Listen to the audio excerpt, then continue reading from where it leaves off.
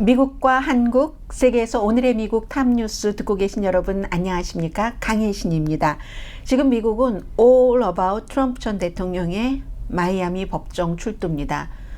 정확하게 법적으로 표현을 하자면 체포된 거죠. 트럼프 전 대통령이 37개 혐의에 대해서 체포가 됐고 인정신문을 받은 겁니다. 아주 중요한 기밀 문서를 알면서도 쥐고 있었고 남에게 보여주기도 했고 돌려주지도 않았고 거짓말했고 사법방해를 했고 31개의 스파이 혐의와 나머지 그 혐의들로, 그래서 결국은 만약에 이 37개 혐의에 대해서 트럼프 전 대통령은 모두 무죄를 주장했습니다. 이게 모두 유죄로 인정된다면 400년 이상을 감옥살이 해야지 됩니다. 그래서 지금부터는 트럼프 전 대통령은 감옥에 가지 않기 위한 대통령 선거 캠페인이 된다, 이렇게 보시면 틀림없습니다. 기소는 조나단 굿맨 판사가 했는데 지금부터는 이제 트럼프 전 대통령이 판사로 지명을 한 또 다른 그 에일린 캐논 판사가 이 문제를 쭉 감독을 하게 됩니다. 그리고 오늘은 그를 기소한 잭 스미스 특별검사도 페이스 투 페이스로 트럼프 전 대통령과 만났습니다.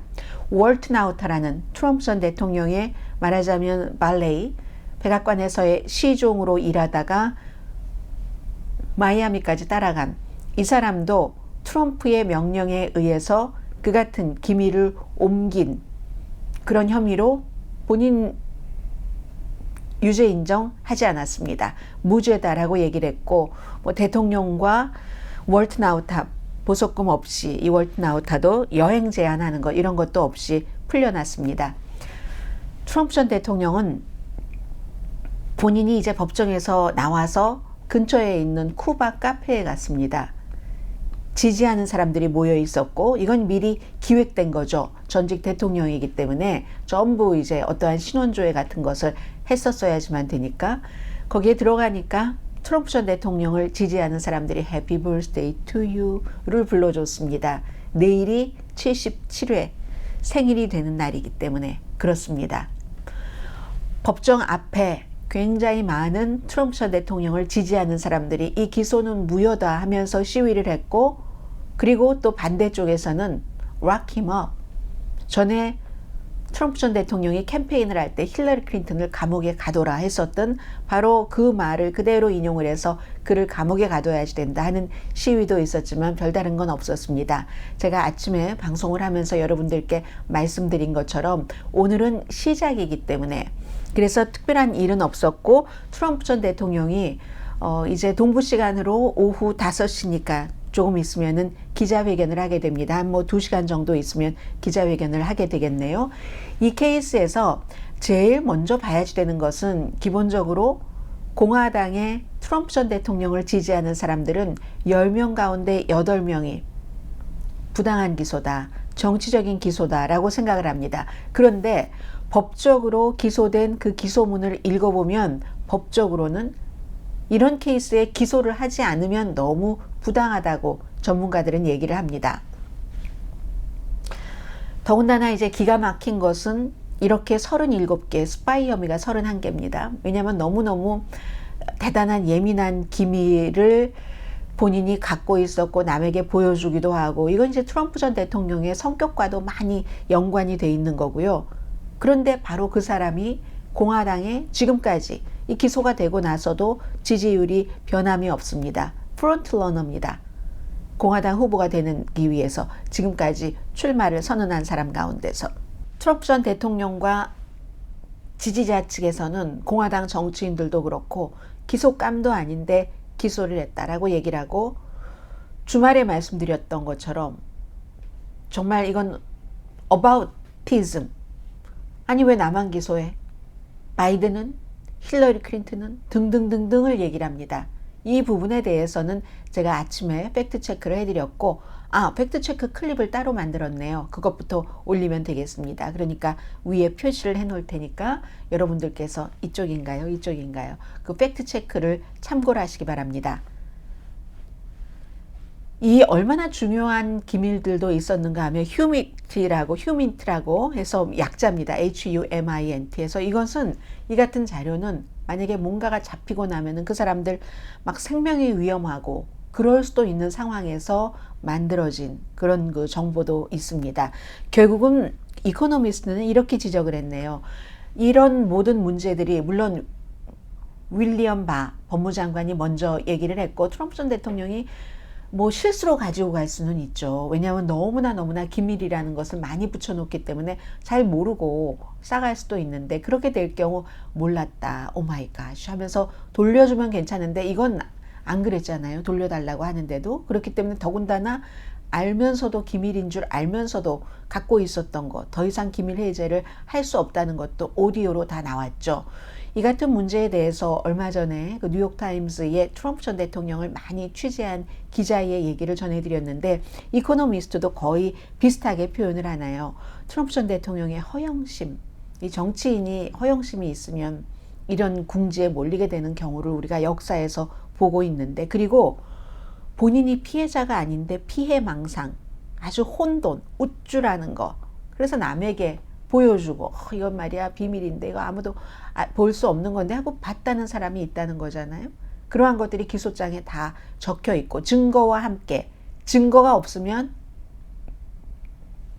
기소하기 힘듭니다. 특별검사가, 일반 검사도 아니고 특별검사가 증거도 없이 기소를 해서 본인의 인생을 망칠 그럴 일은 없잖아요. 어떻게 보면은 비극적인 코미디다라고 얘기합니다. 그 본인의 성격 때문에, 허영심 때문에 등등 해서 트럼프 전 대통령은 지금부터 이 모든 것을 이겨내려면 대통령이 돼야지만 됩니다. 법원이 만약에 예스라고 해도 만약에 트럼프 전 대통령이 당선이 됐어요. 당선이 되지 않으면 어떻게든 감옥에 갈 확률이 아주 높겠죠. 그런데 당선이 되면은 그때는 연방대법원까지 올라가겠죠, 당연히. 지금 당선이 됐는데 국민들이 이 사람을 뽑아라 해서 뽑았는데 그래도 기소는 계속 이어져야지 되는가. 여기서 연방대법원이 지금까지 한 번도 있어 보지 않은 일이기 때문에 알 수가 없는 겁니다. 기소해라 라고 뭐 어떤 식으로 직무정지를 할지 그렇게 판결을 내리면 트럼프 전 대통령은 대통령이기 때문에 사면권이 있습니다. 본인이 사면을 할 수 있습니다. 며칠 전에 여러분들께 말씀드린 것처럼 이건 정말 너무너무 부당한 거 아니야? 이코노미스트의 지적입니다. 이코노미스트는 이 정도의 케이스에 기소를 하지 않는다는 게 너무 저스티스가 아니다. 언저스티스인 것이고, 그리고 또 만약에 이렇게 해서 대통령에 당선이 되면 당연히 본인이 사면을 할 만한 사람이잖아요. 그것도 너무 부당하다. 그러니까 이 정도에서 끝났는데 미국 사람들 알아서 하시오. 그런 사람을 대통령으로 뽑던 말던 하는 거고, 제가 분명히 오늘은 아니더라도 시간을 내서 저는 그 베를루스코니 며칠 전에 숨진 이탈리아의 그 전 총리에 대해서 꼭 여러분들과 나누고 싶은 스토리가 있습니다. 적어도 이탈리아에서 가장 오랜 동안 정권을 잡았었던 사람이고 그런 사람인데 사망을 했는데 참 그런 조이문 같은 것은 드물게 보거든요. 그 사람을 비난을 할 수밖에 없는, 사람들을 속여서, 국민들을 속여서 정권을 잡고 국민들을 너무 경제적으로나 여러 가지 면에 도탄에 빠뜨리게 하고 모든 나쁜 짓을 다 해도 된다는, 이렇게 국민을 길들이고 수십 년 정권을 잡으면서 돈은 돈대로 다 벌면서 이제 그런 면이 있는데, 바로 이 이탈리아의 숨진 총리와 트럼프 전 대통령이 닮은 꼴입니다. 트럼프 전 대통령 머릿속에 이탈리아의 전 총리가 들어앉아 있었던 것, 푸틴도 들어앉아 있었는지, 그 점은 제가 다시 이제 여러분들께 말씀을 드리겠습니다. 오늘 이 이슈 이외에 중요한 것은, 그리고 이제 그 밖에 아주 중요한 디테일 같은 것은 또 내일 정규 방송이 있으니까 그때 뵙고요. 경제적인 부분에 있어서는 소비자 물가 지수에 대한 것, 그리고 이제 내일 이자율 발표, 아마 지금으로서는 93%에서 95% 정도의 전문가들이 15개월 만에 처음으로 연방준비제도가 공개시장위원회 회의를 하고 나서 이자율을 올리지 않을 것이다 라고 예상을 하고 있습니다. 5월 달에 인플레이션이 물가지수가 소비자 물가지수가 4월 달에 비해서 0.1% 비싸졌고 1년 전에 비해서는 4% 비싸졌습니다. 그러면 4월 달에는 3월 달에 비해서 0.4% 물가가 올랐거든요. 그런데 이번에는 0.1%, 4분의 1로 내려갔습니다. 좀 쿨다운 된다는 것은 분명해 보이는데 거의 모든 이유가 에너지 값 때문에 그렇습니다. 바이든 대통령도 아침에 얘기를 했지만 이제 우크라이나 전쟁 이후에 아주 굉장히 힘들었었던 에너지 그 공급망 같은 것들이 해결되면서 거기서 물가 인플레이션이 조금 잡혔고, 그런데 아직도 잡히지 않는데 많은 이유가 있죠. 넘버 원은 렌트비입니다. 한 달 전에 비해서도 렌트비는 0.6% 5월 달에 올라갔고 1년 전과 비교하면 8%거든요. 그 밖에는 이제 뭐 자동차는 중고차냐 새 자동차냐에 따라서 조금 다르고 식료품 값은 여전히 오르고는 있지만 내려간 품목도 있어요. 달걀 같은 것. 그런 것들 때문에 굉장히 어쨌든 인플레이션이 조금 안정이 되면서도 대대적인 실업률은 없잖아요. 인플레이션이 지금 4%인데 연방준비제도의 목표인 2%보다는 2배가 많지만 1년 전에 9.1%에 비해서는 반입니다. 반으로 줄어들었습니다. 그래서 어떤 면으로는 긍정적으로 생각할 때는 아주 급격한 실업률이 없으면서도 인플레이션이 더 쿨다운 될 수 있구나 이런 생각을 해볼 수도 있고요. 아무튼 렌트비가 내려갈 때 인플레이션이 많이 내려갈 가능성이 높습니다. 왜냐하면 렌트비가 비싸잖아요. 물건 가운데서 제일 비싸기 때문에 이 점을 보는데 내일은 어쨌든 15개월 만에 처음으로 아마 이자율을 올리지 않을 것이다 라고 예상을 하고 있고, 이상하게 미국 경제가 탄성이 있습니다.